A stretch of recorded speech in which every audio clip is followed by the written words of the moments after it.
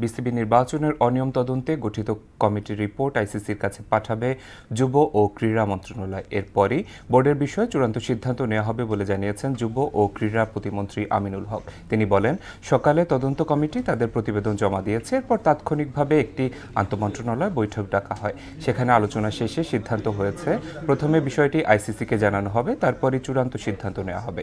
এদিকে সাবেক যুব ও ক্রীড়া উপদেষ্টা আসিফ মাহমুদ সজীব ভুঁইয়াকে ডাকা হলেও তিনি কমিটির সামনে হাজির হননি।